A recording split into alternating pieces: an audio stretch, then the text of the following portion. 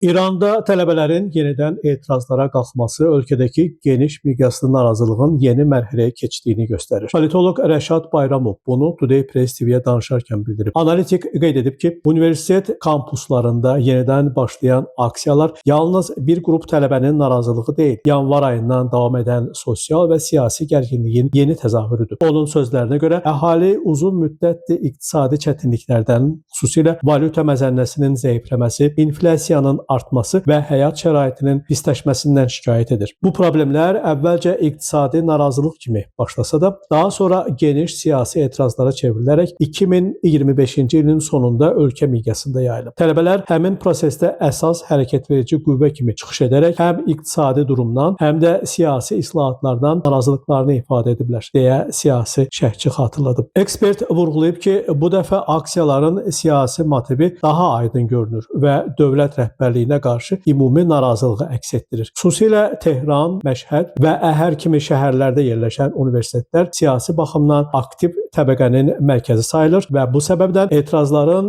şəhər mərkəzlərinə və ictimai məkanlara yayılması mümkündür. Rəşad Bayramov əlavə edib ki, tələbə etirazlarının kütləvi hərəkat halına gəlməsinə bir neçə amil təsir göstərə bilər. Stat: Universitetlər arası şəbəkənin mövcudluğu və müxtəlif şəhərlərdə aksiyaların eyni vaxtda keçirilməsi koordinasiyalı fəaliyyətin göstəricisidir. Bununla yanaşı uzunmüddətli iqtisadi böhran, inflyasiya və işsizlik gənclər arasında narazılığı artırır və digər sosial təbəqələrin də prosesə qoşulmasına zəmin yaradır. Siyasi və hüquqi məhdudiyyətlərin davam etməsi, sosial sahədə çevik addımların atılmaması və tələbə hüquqlarının məhdudlaşdırılması da aksiyaların kütləvi xarakter almasını təşviq edən amillərdəndir. Statın sonu. Siyasi şərhçi sonda bildirib ki, sosial media və kommunikasiya kanalları vasitəsilə məlumatların sürətlə yayılması indiki etirazların daha geniş hərəkatın katalizatoruna çevrilməsi ehtimalını artırır. Qeyd edək ki, Tehranın Şərif Texnologiya, Şəhid Behişti, Əmir Kəbir Texnologiya Universitetinin tələbələri etiraz aksiyası keçirib. Bu, ölkə hakimiyyətinin yanvar ayında kütləvi etirazları yatırmasından bəri ilk etiraz aksiyasıdır.